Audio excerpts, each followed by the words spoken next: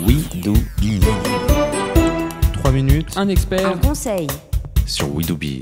Allez, on poursuit avec l'expertise d'Éric Bonnet sur We Do Biz. Éric Bonnet, bonjour. Bonjour. Je le rappelle, vous êtes président d'Axone, société spécialisée dans la direction financière en temps partagé, également associé au cabinet Axone Expertise Comptable. Aujourd'hui, on va s'intéresser aux franchiseurs.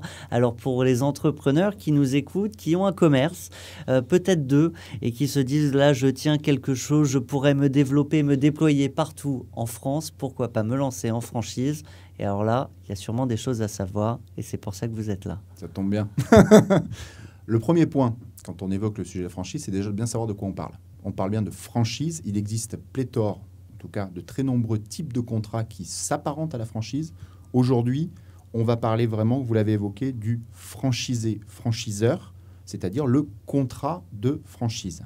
Alors, pour déjà se lancer dans de bonnes conditions et devenir franchiseur, ce qui est très important, effectivement, c'est d'avoir une vraie preuve de véracité, une boîte, un concept qui marche, qui s'affirme, qui se développe, avoir peut-être différents points de vente d'ores et déjà avant de se lancer en franchise. On ne va pas créer une entreprise et la faire lancer en franchise immédiatement après. C'est très risqué. Puis j'imagine c'est plus simple après pour convaincre de futurs franchisés. La personne créateur, intrapreneur, c'est ça que j'aime bien comme terme, intrapreneur, qui vient potentiellement comme candidat à la franchise, c'est un chef d'entreprise. Dans tous les rapports entre le franchiseur et le franchisé, il ne faut jamais oublier que le franchiseur va parler à des chefs d'entreprise, pas à ses salariés. Ça change tout dans les rapports. Et c'est vrai qu'il y a énormément de points d'attention déjà très formels, très juridiques, vers lesquels il faut tendre avant de se lancer. C'est un domaine qui est extrêmement pointu maintenant, parce qu'effectivement, la jurisprudence a bien cadré les choses.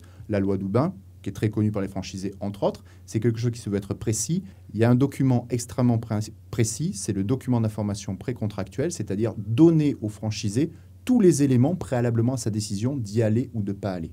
Ça, c'est quelque chose d'extrêmement important. Par-delà même, une fois que le projet est lancé, que vous travaillez en coopération franchiseur-franchisé, vous êtes en phase de chef d'entreprise, vous êtes vous-même chef d'entreprise, vous travaillez en collaboration, en partenariat. Il ne faut pas parler comme à des salariés. Il y a un vrai échange qui doit se créer. On est entre hommes, entre femmes.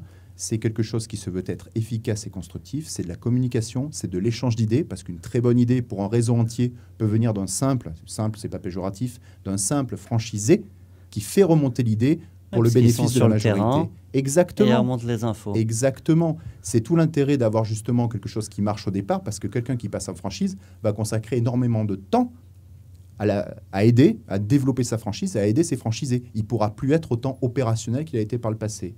Alors, je reviens sur la partie administrative. On signe un contrat de franchise. Est-ce qu'il y a des clauses à ne pas oublier ou vraiment importantes? On ne va pas toutes les citer, Éric Bonnet. Non, il y en a énormément. Mais à rappeler pour les franchiseurs.